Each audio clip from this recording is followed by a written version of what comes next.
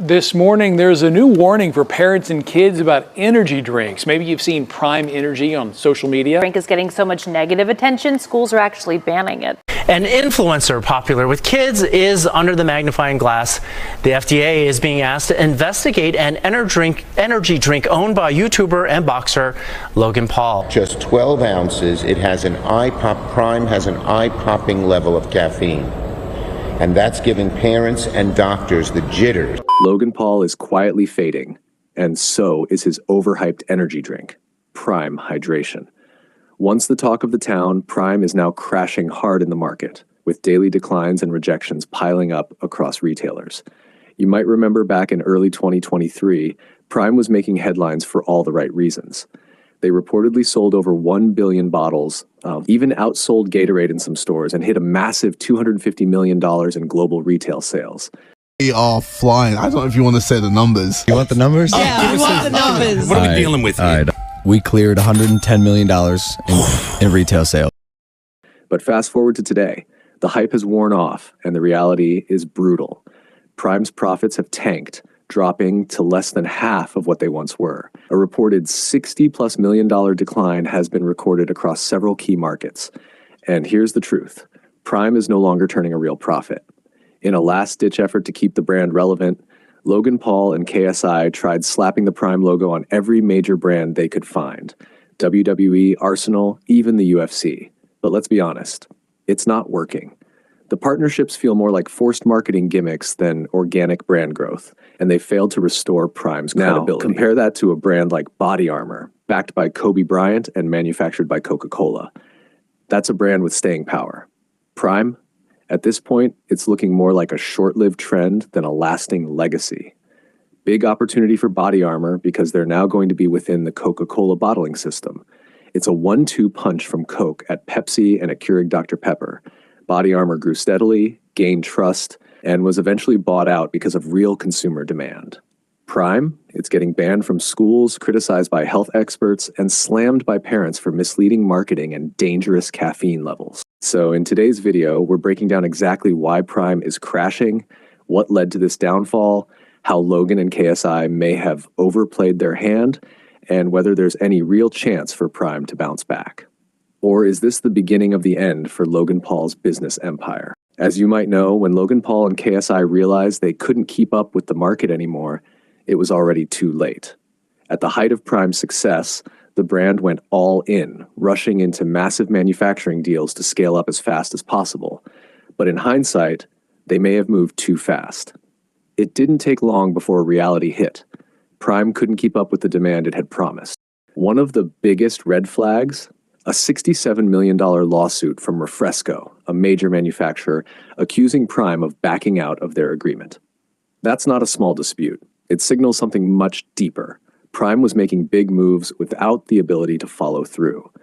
And when a brand starts burning bridges with its manufacturing partners, it raises a serious question.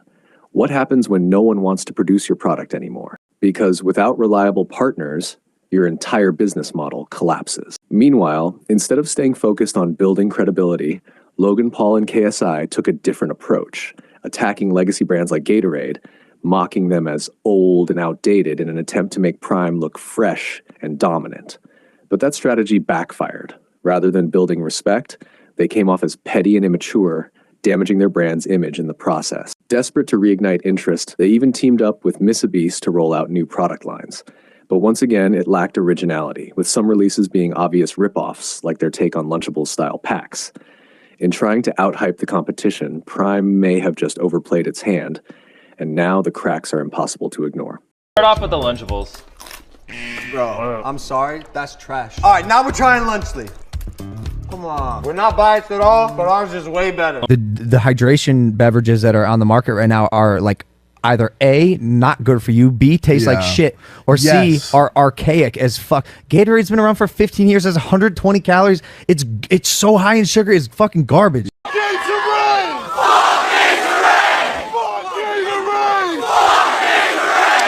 But when the dust finally settles, the truth always comes out. And the truth is, real brands survive. Fake hype doesn't. That's exactly why Gatorade and Body Armor are still standing strong in the market, while Prime is getting rejected everywhere. Think about it for a second. While Prime is being sued by its own manufacturing partner, Coca-Cola is out here strategically acquiring and expanding Body Armor, the same brand once championed by Kobe Bryant.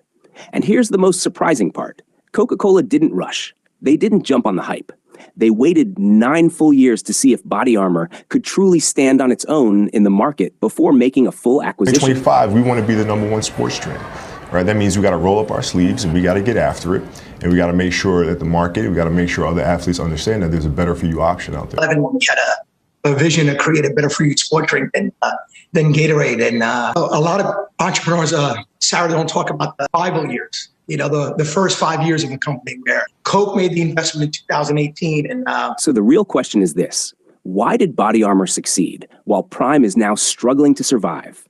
Despite all the aggressive marketing and unnecessary shots fired at other brands, Prime couldn't hold its ground. It tried to dominate through hype, not through quality, strategy, or authenticity. And at the core of it, here's the real issue. Prime doesn't even know what it wants to be. One day, Logan Paul calls it a sports drink for athletes. The next day, it's marketed to kids. There's no clear direction, no defined purpose, just inconsistent messaging chasing whatever audience is trending. Meanwhile, Body Armor knew exactly what it was from day one. And that clarity is what helped it win long term. Even experts are raising concerns about Prime's ingredients, which is damaging the brand further. In one video, Derek from More Plates, More Dates exposed how Logan Paul is confusing and fooling people with Prime's different products and marketing tactics. Liquid IV with 11 grams of sugar compared to Prime's 2 grams. Liquid IV has 870 milligrams of electrolytes, and the Prime stick has 871 milligrams of electrolytes. And now it's intentional. Look, we're this much better by 1 milligram. This is not the same stratification of electrolytes. So when he lumps them together as if it is an electrolyte is an electrolyte, it's like, do you know the composition of sweat that even comes out of your fucking face when you're exercising, bro? I don't think so. I think you think that this is all the same. And for you to go at Liquid IV, ready to like chop their head off when you don't even know what the difference is and why it would be useful to maybe have some sodium in there, it's actually kind of laughable, to be honest. And here's the thing. Prime isn't just failing as a business. It's also raising serious health concerns, especially for kids. With its artificial sweeteners and questionable ingredient list, health professionals are speaking out, warning that Prime could pose real risks to young consumers. That's why we're now seeing schools around the world start to ban Prime entirely. In some areas, awareness campaigns are being launched to educate both parents and children about the potential dangers of the drink. And the frenzy around Prime has created some unexpected consequences. In several schools, the demand became so intense that kids started reselling single bottles for profit, turning it into a black market of sorts. Young kids see the bright colors and flashy labels, and they're instantly drawn in. I think it's the influencers. They see famous people promoting it, and they believe the hype. This isn't just about marketing anymore. It's about misleading a young, impressionable audience with a product that may not be safe for them to consume regularly. The hype may be fading, but the long-term effects could still be unfolding. And that's how Logan Paul created fake hype, using his influencer image to push Prime into the market. They didn't build the brand based on quality. They built it around their fame, hoping people would buy it just because of their name.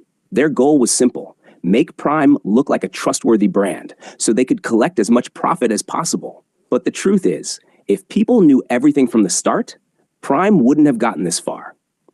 Now things are different. People are waking up. It's no longer confusing. Consumers are becoming more aware, and they're starting to realize what the shady product really is. Even doctors and health professionals are now exposing Prime, breaking down how it can be harmful to the body and how the brand tries to hide the real sugar content, while falsely labeling some products as zero sugar. Flavors such as Tropical Punch have zero added sugars but use calorie-free sweeteners instead. This is in the form of number E955, known as sucralose. If children get used to other types of sweet drinks, they may end up choosing them over water, which can be an issue for both their dental health and overall well-being, Signis van Vel at Lifesum said. In general, parents should encourage their children to choose water as their main option for hydration. And now, it's not just health experts sounding the alarm. Government officials are stepping in. Concerns around Prime have escalated to the point where regulators are starting to take notice. Most notably, New York Senator Chuck Schumer recently called on the FDA to investigate Prime's ingredients and marketing tactics, especially how the brand targets kids. This morning, Senator Schumer is urging the FDA to launch an investigation into the energy drink Prime. Incredibly, one of this summer's biggest status symbols for kids isn't a toy or a tech gadget. It's a beverage. But now that hype is unraveling fast. Prime is collapsing, and it's happening faster than anyone expected. Even more ironic? It's falling apart with the same aggression it once used to go after competitors. But here's the twist. The brands Prime attacked, like Gatorade and Body Armor, are still standing strong. Prime is the one falling apart.